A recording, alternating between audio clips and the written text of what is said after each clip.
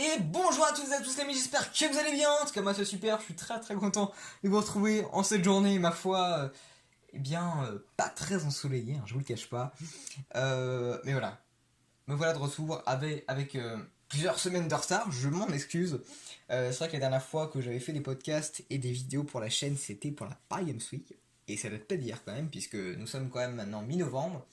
Et la dernière vidéo quand même remonte à un peu avant la Paris Games Week, soit vers le 28 ou 27 octobre, je ne sais plus.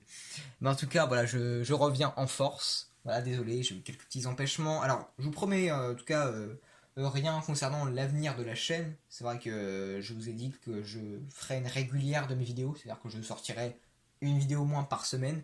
Ça n'a pas été le cas parce que voilà, j'ai eu quelques soucis. J'ai aussi voilà, plusieurs projets, autres projets à part la chaîne, notamment liés au cinéma, aux jeux vidéo, donc je suis assez pris. Mais voilà, j'essaye d'être là au maximum pour proposer le meilleur de l'actualité, hein, très clairement. Alors ce que je me suis dit, c'est qu'au lieu voilà, d'à chaque fois vous dire, de vous dire qu'une vidéo vous attendra sur une actu précise, je ferai, alors de temps en temps, hein, des condensés de plusieurs actualités du jeu vidéo pour faire comme un grand récap voilà, sur toutes les actus, quoi, parce que ça sera plus simple. Voilà. Mais aujourd'hui, n'oublions pas ce pourquoi je suis de retour avec vous. C'est pour parler d'un jeu qui est sorti il n'y a pas très longtemps, mine de rien. Il s'agit de Death Stranding. Death Stranding, c'est un jeu qui est très cher à mon cœur, puisque j'attendais depuis mille et une nuits, hein, comme diraient certains. Parce que le jeu, voilà, il a été annoncé pour la première fois, rappelez-vous, à l'E3 2016, avec le fameux I'm Back de Hideo Kojima, hein, si vous ne le saviez pas. Oui, parce que Kojima a été malheureusement renvoyé, hein, de Konami fin 2015. Voilà, sa grande société de jeux vidéo où il a pu créer, hein, le très connu, très connu Metal Gear. Ce qui lui a valu aussi son succès, hein, et voilà, nous le retrouvons aujourd'hui avec son nouveau studio, Kojima Productions, studio indépendant, voilà, qui a été repris par PlayStation avec justement quelques accords pour que ses futures productions soient en exclusivité sur PlayStation. Et nous nous retrouvons là, en décembre, mais un peu avant quand même, hein. Retournons dans le passé le 8 novembre, avec ce fameux Death Stranding. Death Stranding, comme je vous le disais, c'est un jeu très cher à mon cœur, parce que tout d'abord, dans ce jeu, alors que j'ai pu terminer, hein, alors cette vidéo bien sûr sera sans spoiler, je tiens à le préciser, j'ai pu terminer le jeu, j'en suis absolument conquis, touché, et, euh, et pour moi c'est ça l'âme d'un jeu d'auteur, d'un jeu purement créatif, de quelqu'un qu'on connaît depuis longtemps et qui sait bel et bien rester authentique. Hideo Kojima, si vous ne le savez pas, c'est quelqu'un voilà, qui est absolument fan du cinéma, qui adore ce média, qui adore le jeu vidéo. C'est pour ça qu'il aime aussi créer des choses dans cette industrie et qu'il aime renouveler le genre. Et c'est vrai qu'avec ce Death Stranding, on le sent. On le sent voilà, qu'il apporte toute sa culture, tout son savoir, tout ce qu'il peut apporter au jeu vidéo comme si c'était son dernier jeu.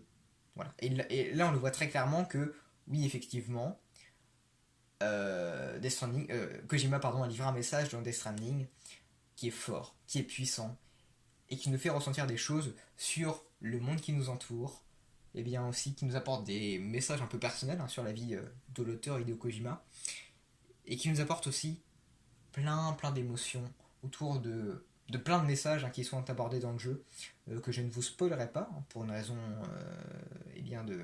de confidentialité très chère. Non, c'est plutôt pour garder un certain suspense, hein, pour ceux qui ne l'ont pas fait. Et voilà, j'ai été totalement conquis par ce jeu. Je pense que, à la manière de ce qu'avait fait Stanley Kubrick en 1968 avec l'Odyssée de l'espace, si vous l'avez regardé, c'est un très bon film, hein, assez long, mais vraiment avec un message qui est véhiculé, qui est vraiment très fort à mon sens. Euh, et bien cette œuvre-là de Kubrick a traversé les âges.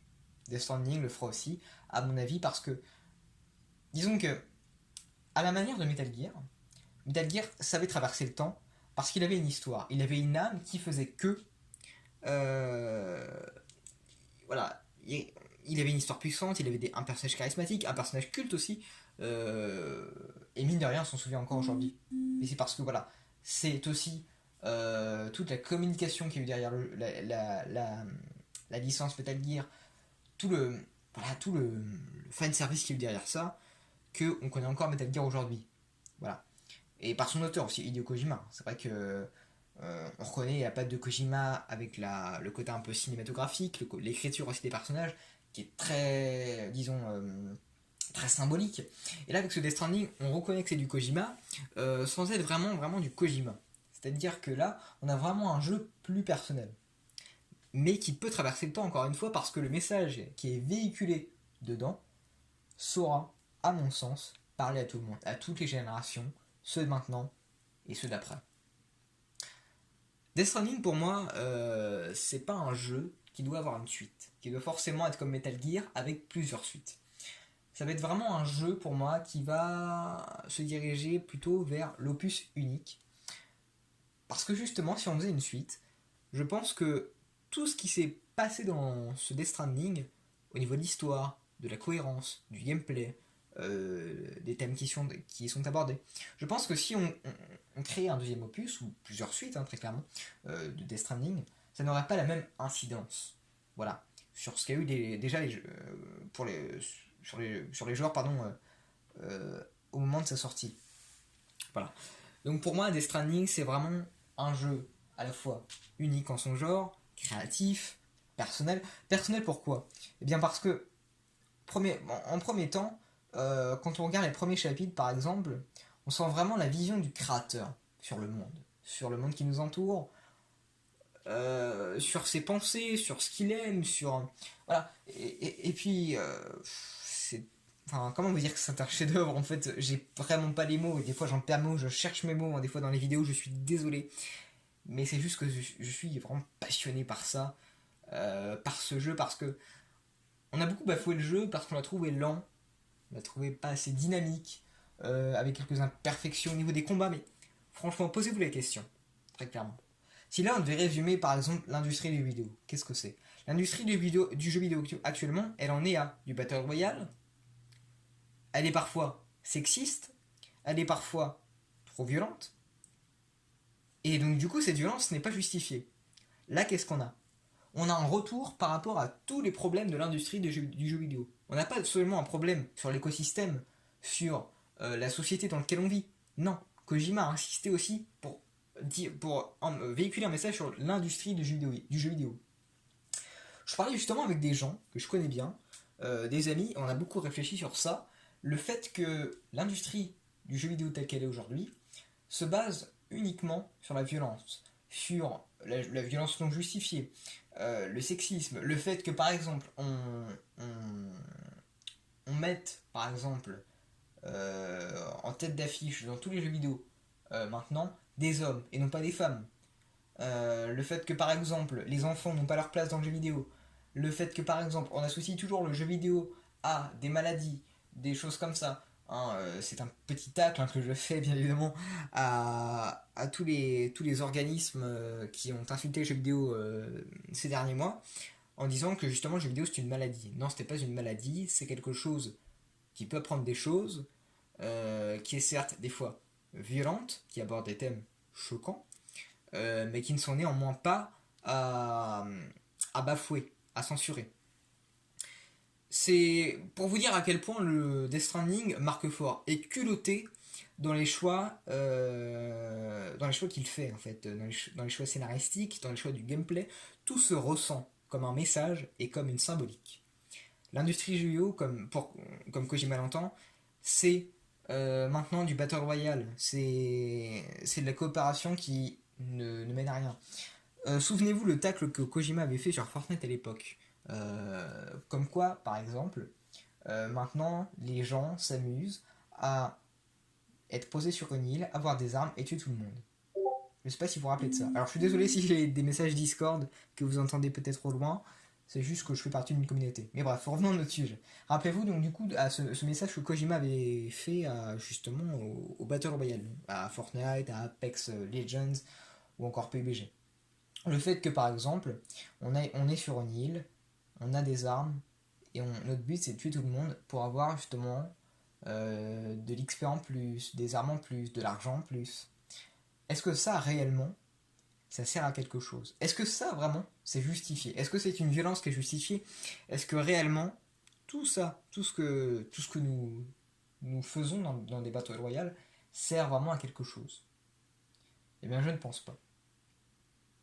Je ne pense pas parce que, tout simplement, euh, nous ne savons pas déjà qui nous tuons.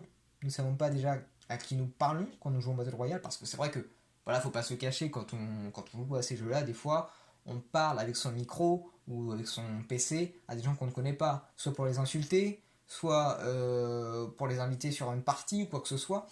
Et c'est vrai qu'on ne les connaît pas, ces gens-là. Et Kojima a très très bien pensé les choses dans son gameplay. Dans ce Death Stranding, nous avons un multi asynchrone qui va vous permettre de jouer en multi. Hein. Le jeu est un peu pensé en multi, c'est-à-dire que, mais pas un multi que vous connaissez du genre coopération, Battle Royale, ni rien. Non. C'est un multi qui fait en sorte que vous jouez avec des gens. Vous avez par exemple, quand vous lancez votre partie, quand vous lancez des Stranding, vous avez par exemple le mode hors ligne et en ligne, donc le mode online. Vous lancez le mode online, et là vous avez une partie par exemple de 20 joueurs. Ces 20 joueurs, vous ne les connaissez pas. Le but du jeu, c'est pas de les tuer quand vous lancez votre partie, parce que vous ne les voyez pas, ces gens-là. Le seul but du mode en ligne de Death Stranding, c'est de les aider. Et ça, c'est très très bien pensé. Alors on avait un peu ça dans certains jeux, dans certains Dark Souls, hein, rappelez-vous. Je crois que dans Metal Gear Solid 5 aussi, on avait un peu ça. En tout cas, c'était l'idée de Kojima du départ au lancement de Metal Gear Solid 5. Mais elle a été réfutée par Konami, puis après il était renvoyé, donc c'était un peu compliqué. Mais voilà, donc pour ce Death Stranding, on a un multi asynchrone donc qui permet de jouer avec des gens sans les voir, sans les connaître, mais de les aider. Pourquoi pour avancer dans le jeu et voilà, pour avoir une certaine entraide entre les joueurs. C'est très très important d'avoir cette entraide là pour justement pour avancer et pour être dans le thème du jeu aussi qui est de créer des liens. Et en cela, c'est très très bien pensé. Et pour moi, ça, c'est un vrai message pardon, sur la société dans laquelle on vit. Et surtout, pour celle de l'industrie des jeux vidéo. Alors, je suis désolé encore une fois de vous avoir un peu surpris sur ce format de vidéo, mais j'avais vraiment besoin d'en parler. C'est pas une critique que je fais sur les Stranding parce que mon avis est fait. Je ne m'exprimerai pas sur le sujet, je ne donnerai pas de notes sur le jeu. Parce que pour moi, c'est un jeu qui est très subjectif. Les gens vont aimer, les gens ne vont pas aimer, les gens vont bafouer le jeu, des gens vont le, comment dire, le considérer comme un dieu. Et voilà, en cela c'est très subjectif. Et c'est pour ça que moi je ne donne pas mon avis sur le jeu, je préfère l'analyser dans ce qu'il propose, dans ce qu'il tend aux joueurs actuellement. Et tout ce que j'ai à vous dire maintenant, c'est de parler autour de vous du jeu, parce que franchement c'est un beau message. Et le jeu est certes violent, parce que c'est justifié, hein, très clairement, l'histoire le veut. Alors c'est pas des mares de sang, on n'est pas sur du Doom ça non plus, hein, mais tout ça pour vous dire que on est sur quand même des fois quelques petits passages violents, de nudité, mais voilà, c'est justifié, c'est voilà, c'est dans l'histoire. Voilà. À chaque fois on a des petites incohérences qu'on paraît incohérents, mais finalement c'est justifié par l'histoire, le scénario, donc ne vous inquiétez pas sur ça, tout est bien. Mais c'est juste les messages qui sont abordés. Voilà. Donc, en tout cas, j'espère que cette vidéo vous aura plu. Il y en a quelques-unes qui vont arriver très bientôt, qui sont préparées d'avance. Et j'espère en tout cas que celle-là vous aura plu sur Death Stranding. Je voulais faire ça vraiment dans l'intimité avec vous, comme une discussion, parce que voilà, j'estime que Death Stranding doit être traité un peu différemment des autres, d'où son originalité, hein, très clairement. Donc je vous souhaite une très bonne soirée, ou une bonne journée, hein, selon à l'heure à laquelle vous regardez ces vidéos. Et je vous souhaite en tout cas un bon visionnage. Et à très bientôt. À très vite les amis. Au revoir.